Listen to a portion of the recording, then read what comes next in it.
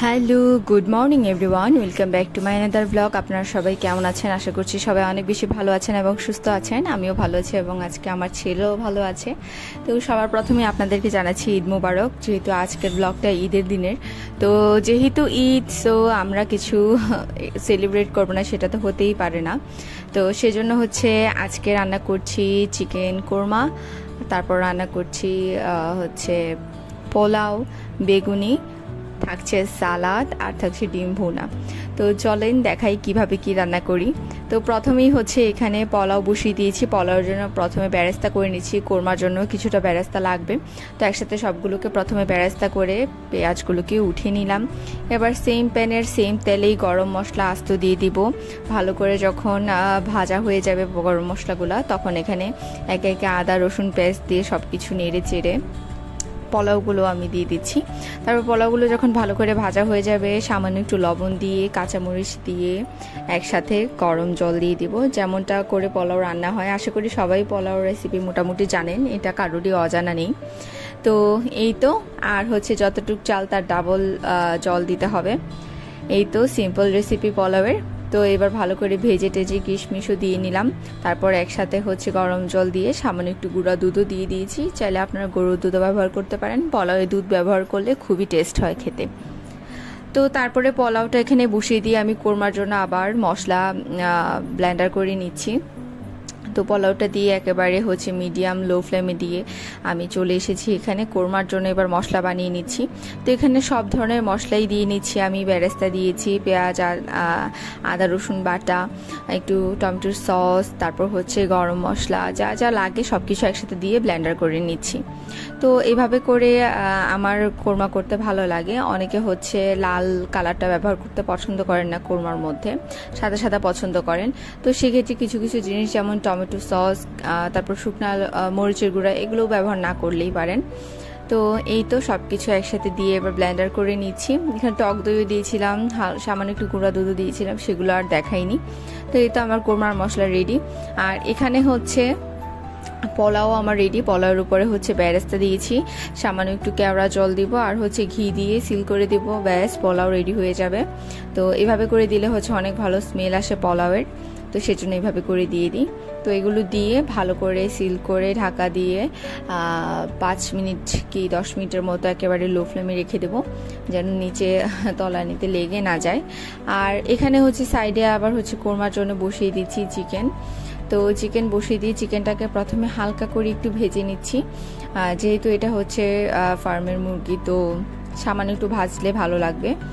তো এই আর কি, এবার প্রথমে ভালো করে ভেজে টেজে তারপর হচ্ছে আগে থেকে ব্লেন্ডার করে রাখা যে মশলাটা ছিল সেটা দিয়ে ভালো করে নেড়ে চেড়ে কিছুক্ষণ সময় মশলাটা কষিয়ে নিব। তারপর হচ্ছে দুধ দিয়ে ভালো করে জাল করে নামিয়ে নিব, ব্যাস কোরমাও রেডি। এভাবে করেই হচ্ছে কোরমাও রান্না করে নিলাম।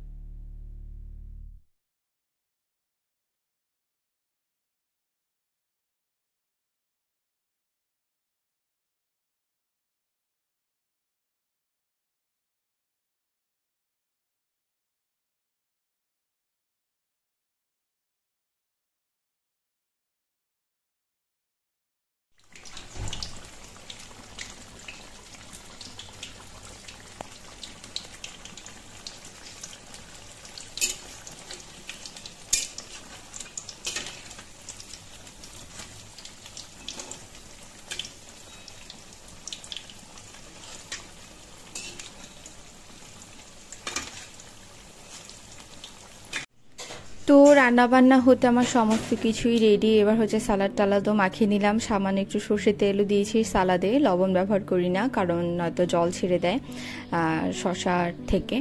তো যাই হোক, এখানে সব কিছু রেডি। তো এখন হচ্ছে একটা প্লেটে আগে সার্ভ করে রিশানের জন্য পাঠিয়ে দিচ্ছি। তো রিশানকে হচ্ছে আগে নিয়ে দিয়ে আসুক, তারপর হচ্ছে আমি যেহেতু স্নান করিনি, স্নান করে খাওয়া দাওয়া করবো, তো সেজন্য মাকে বলছিলাম যে সবাই যেন খেয়ে নেয়। সবাইকে মা সার্ভ করে দিয়েছিল, সবাই মিলে খেয়েও নিয়েছে ততক্ষণে। তো যাই হোক, রান্নাবান্না সেরে তারপর স্নান টান করে আমার খেতে খেতে একটু লেট হয়ে গিয়েছে আর কি। এই তো তো এখন হচ্ছে রিশানের জন্য সার্ভ করে পাঠিয়ে দিচ্ছি আগে।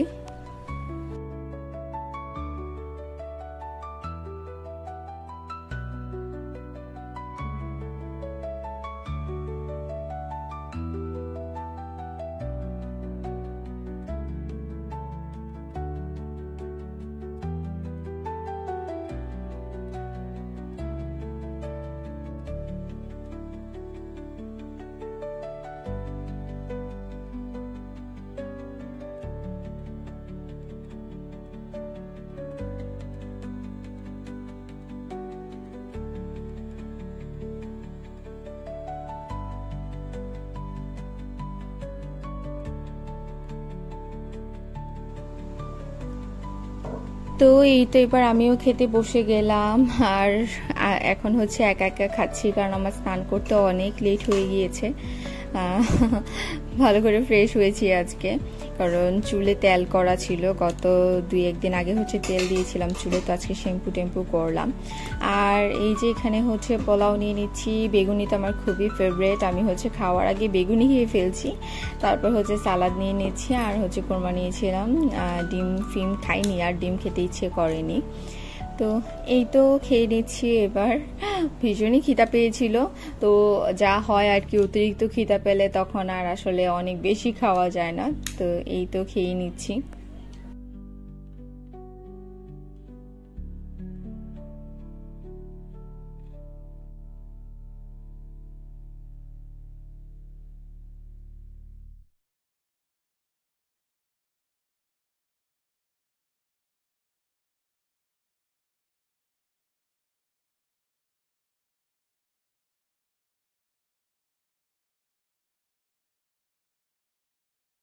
তো এখান দিয়ে এসে আবার দেখি যে ত্রিভ হচ্ছে ঘুমায়নি, তখন অলমোস্ট 4:30 বাজে।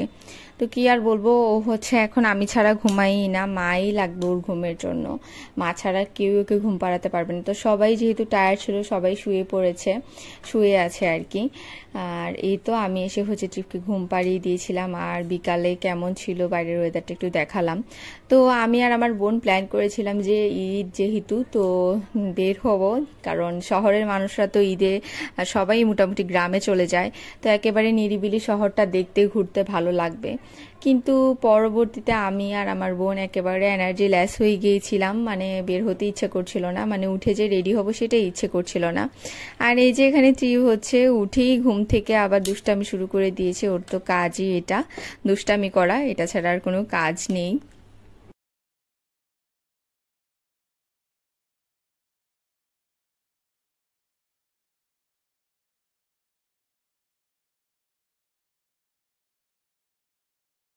তো পাপার সাথে বেশি হচ্ছে ওর বায়না, আবদার, সবকিছু আর কি। আহ্লাদি দেখানো যা আছে সবকিছুই হচ্ছে ওর ভাইয়ের সাথে বেশি করে আর কি, কেন জানি না। তো যাই হোক, পাপা হচ্ছে পরবর্তীতে ওকে শিব সূত্রাম লাগিয়ে দিয়েছে, আরও হচ্ছে এটা দেখে দেখে শুনে শুনে নাচছিল।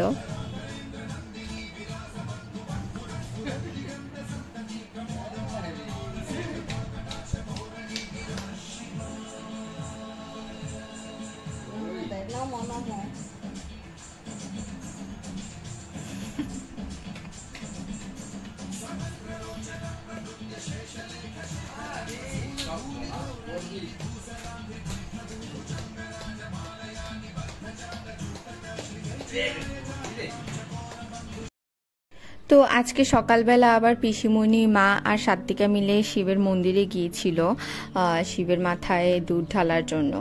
আজকে হচ্ছে সোমবার, তো সেজন্য হচ্ছে গিয়েছিল আর কি। আমারও যাওয়ার কথা ছিল, কিন্তু সাডেন হচ্ছে শরীর খারাপ হয়ে যায় এত বেশি যে আমি আর যেতে পারিনি সকালে ঘুম থেকে উঠে। তো যাই হোক, তারা সকালবেলা যখন বেরিয়ে পড়েছিল, পাপা আবার এখানে যেহেতু সামনেই পহেলা বৈশাখ, পাপা হচ্ছে ঘরের সমস্ত কাজ হচ্ছে করে নিয়েছিল আর কি, কারণ একটা একটা করে প্রত্যেকটা রুম ক্লিনিং করতে হয় আমাদের পহেলা বৈশাখের আগে আর হচ্ছে পূজার আগে। তো মোটামুটি সবসময় আমরা এটা করি। তো পাপা হচ্ছে ঘুম থেকে, আমি আর ত্রিভু উঠেছি প্রায় 11টায়, মা আর পিসিমণি আর সাত্বিকাও বাসায় ব্যাক করেছিল প্রায় 12টা 12:30টায়। তো উঠে দেখি যে পাপা আমাদের ড্রয়িং রুমের সব কিছু ক্লিন টিন করে ফেলেছে, জাস্ট বেডশিটটা চেঞ্জ করে নিই, এটা আমরা একেবারে পহেলা বৈশাখের আগে চেঞ্জ করব।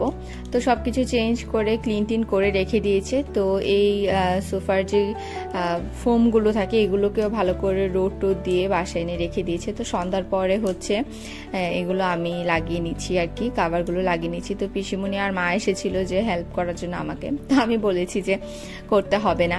আর এখানে হচ্ছে ত্রিভ এই ফোমগুলো নিয়ে খেলা শুরু করে দিয়েছে। বাচ্চারা এমনই হয়। আমার মনে আছে আমরা যখন ছোট ছিলাম, আমরা দুই বোন এই ফোমগুলো যখন এরকম পহেলা বৈশাখ আর পূজার আগে ক্লিন করতো, তারপর ছাদে রোদে দিত, তখন হচ্ছে আমরা পাগল হয়ে যেতাম এগুলো দিয়ে খেলার জন্য। সোফার মধ্যে হচ্ছে এগুলোকে দিয়ে ঘরের মতো বানাতাম, দুই পাশে দুইটা ফোম দিতাম, উপরে হচ্ছে আরেকটা ফোম দিতাম, তো নৌকা বানাতাম। এক সাইডে হচ্ছে আমার বাসা ছিল, অন্য সাইডে হচ্ছে আমার বোনের বাসা ছিল, এরকম করে সোফার মধ্যে আমরা নৌকা নৌকা বানিয়ে খেলতাম। তো আসলে অনেক মেমোরিজ মনে পড়ে যায়। আর হচ্ছে আমরাও এরকম বাসায় যখন কোনো কাজ টাজ করা হতো, মানে পাগল হয়ে যেতাম, আমরাও এরকম এটা ওটা ধরতাম, যতই আমাদেরকে ধরতে নিষেধ করতো ততই ধরতাম আর খেলতাম, বকাও খেতাম, আবার দুষ্টামিও করতাম। তো এখন আবার হচ্ছে দিন দিন আসলে কি বলবো, মানুষের সময় পরিবর্তন হয়, স্থান কাল সবকিছু পরিবর্তন হয়। এখন হচ্ছে আমরা বড় হয়েছি, আমাদের বাচ্চারা এমন করে, ট্রিপকে যতই বকা দিই না কেন সে এটাই করে, ফোম নিয়ে খেলা শুরু করে দিয়েছে। এই যে দেখেন কি করে, মানে একেবারে যা তা অবস্থা শুরু করে দিয়েছে ফোম দিয়ে। তো এই তো। আর হচ্ছে আমাদের এই সোফাগুলো হচ্ছে অনেক আগেকার, আসলে সব কিছুই আসলে মাঝে মাঝে মনে হয় যে চেঞ্জ করি, সোফার সেট চেঞ্জ করি, বাসা চেঞ্জ করে ফিরি, যদিও আমাদের নিজের বাসা। তো আসলে সব কিছুর সাথেই অনেক আবেগ, মায়া এবং অনেক কিছু জড়িয়ে আছে, সব কিছু তো আসলে ভাষায় প্রকাশ করা যায় না। যেমন এই সোফাটা হচ্ছে আমার দাদুর হাতের লাগানো গাছের কাঠের সোফা, দাদুর বাড়ি থেকে হচ্ছে দাদু বানিয়ে পাঠিয়েছিল। আমাদের ডাইনিং টেবিলটাও হচ্ছে দাদুর হাতের লাগানো গাছের কাঠের ডাইনিং টেবিল। তো এগুলো হচ্ছে আসলে অনেক সময় চিন্তা করি যে চেঞ্জ করেই ফেলবো, কিন্তু আসলে পরবর্তীতে অনেকটা মায়া কাজ করে, মনে হয় যে এতগুলো বছর ব্যবহার করেছি এখনো তেমনভাবে নষ্ট হয়নি, যদিও রং নষ্ট হয়েছে, বার্নিশ করালে আবার নতুনের মতো হয়ে যাবে, কারণ অনেক বছর হয়েছে, অনেক বছরের পুরানো। কিন্তু আবার মাঝে মাঝে খুব খারাপও লাগে যে চেঞ্জ করতে ইচ্ছে করে না আর কি, রেখে দিতে ইচ্ছে হয় বেশিরভাগ সময়। তো এই আর কি চিন্তাধারা, আসলে মানুষ অনেক সময় অনেক কিছু চিন্তা করি, কিন্তু পরিস্থিতি বা মায়া আবেগ সব কিছুই হচ্ছে যখন কাজ করে তখন আর চাইলেও মানুষ পরিবর্তন করতে পারে না। আমাদের এই বাসাটাও অনেক পুরানো, প্রায় 30 বছর হয়েছে আমাদের এই বিল্ডিংয়ের বয়স। আমার জন্ম এই বিল্ডিংয়ে, বেড়ে ওঠা এখানে, সব কিছুই এখানে, কখনো এই বাসা ছেড়ে অন্য কোনো বাসায় কখনো থাকা হয়নি।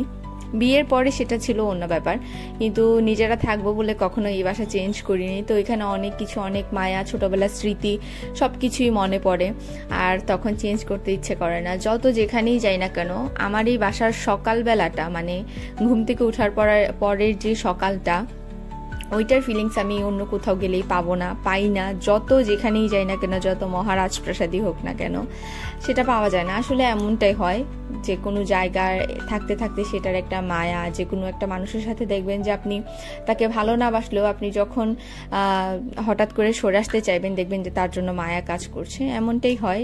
এইরকম আসলে পৃথিবীর নিয়মই এটা, তা না হলে তো আসলে পৃথিবী টিকে থাকা সম্ভব হতো না। আর যেমনটা বলছিলাম, আমার বাসার সকাল, কারণ ঘুম থেকে উঠেই পাখির ডাক, শহরে তো খুব কমই শোনা যায়। আমাদের আশেপাশে, আমাদের বাসার আশেপাশে অনেক গাছপালা আছে, এখন তো প্রয়োজনের খাতিরে অনেক গাছপালা কেটেও ফেলা হচ্ছে, কিন্তু তারপরও যা আছে, ঘুম থেকে উঠে গাছপালা দেখি, একটু খোলামেলা দেখি, পাখির আওয়াজ ভালো লাগে, ছাদে হাঁটলেও ভালো লাগে। তো এই তো সবকিছু মিলিয়েই আসলে চাইলেই মানুষ পরিবর্তন করতে পারে না। এই তো আর কি বলবো। এই যে মা হচ্ছে তারপরে কুশন কাভারগুলো লাগিয়ে নিচ্ছে, আর আমি বসে বসে ভিডিও করছিলাম। মাত্র তো ইচ্ছে মতো দুষ্টামি করছে ওর ভাইদের সাথে, দাদু ভাইয়ের সাথে দুষ্টামি করছে, ভাইদের সাথে দুষ্টামি করছে, মানে ও তো একবারে হন্য হয়ে যাচ্ছে। এগুলো দিয়ে কি করবে কি করবে না কিচ্ছু বুঝতে পারছে না। তো মা হচ্ছে কুশন কাভারগুলো লাগিয়ে দিয়ে পিসিমণিকে আবার ভাত খাওয়ার জন্য ভাত বেড়ে দিতে গিয়েছিল, কারণ অনেক রাত হয়ে গিয়েছে, এখন অলমোস্ট 9টা সাড়ে 9টা বাজে। তো পিসিমণি যেহেতু খেয়ে আবার বাসায় চলে যাবে, সেজন্য তাড়াতাড়ি করে পিসিমণিকে ভাত সার্ভ করে দিল আর কি। আর এখান দিয়ে হচ্ছে আমি সোফার কুশনগুলো আর ফোমগুলো ভালো করে সুন্দর করে গুছিয়ে নিচ্ছি।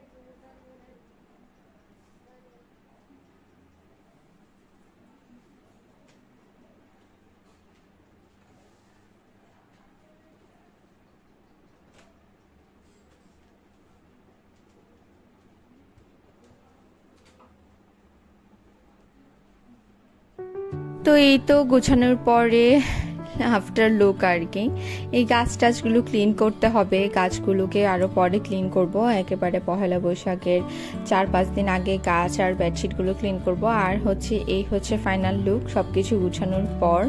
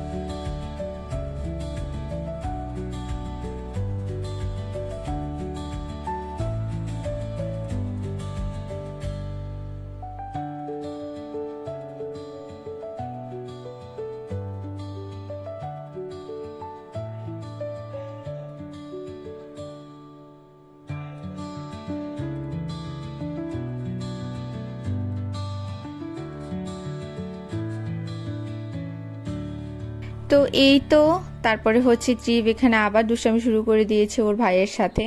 আর এখন হচ্ছে অনেক রাতও হয়ে গিয়েছে, আমরা খাওয়া দাওয়া করে কিছুক্ষণ পরই হচ্ছে শুয়ে পড়েছি। কিন্তু আমার ছেলে তো কিছুতেই ঘুমাবে না, ও হচ্ছে আবার ওর মিমির সাথে রাতের 1:30 বাজে তখন ঝগড়া লেগে গিয়েছে, মানে সে ঘুমাবেই না। সবাই বলছি আমরা ঘুমানোর জন্য, সে ঘুমাবেই না। তো এই তো আজকের ব্লগ এই পর্যন্তই ছিল। সবাই ভালো থাকবেন, সুস্থ থাকবেন। যারা আমার ব্লগগুলো রেগুলার দেখেন তাদেরকে অনেক অনেক অনেক থ্যাঙ্কস, অ্যান্ড আমার পাশে থাকার জন্য অনেক থ্যাঙ্কস। আর যারা হচ্ছে আমাকে এখনো সাবস্ক্রাইব করেনি তারা অবশ্যই সাবস্ক্রাইব করে দিবেন, আমার পাশেই থাকবেন, সাপোর্ট করবেন, আমার ব্লগগুলো ভালো লাগলে অবশ্যই শেয়ার করবেন। তো দেখা হচ্ছে নেক্সট ব্লগে। সবাই অনেক বেশি ভালো থাকবেন, সুস্থ থাকবেন, আর আমার পাশেই থাকবেন। টাটা। কি বলতেছো বুঝতেছি না, বলো সুন্দর করে বলো।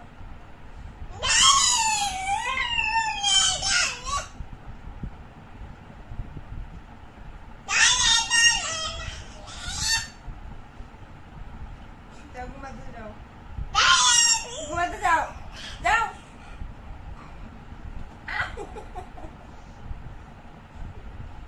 যাও। এই এই এই ছেলে, এই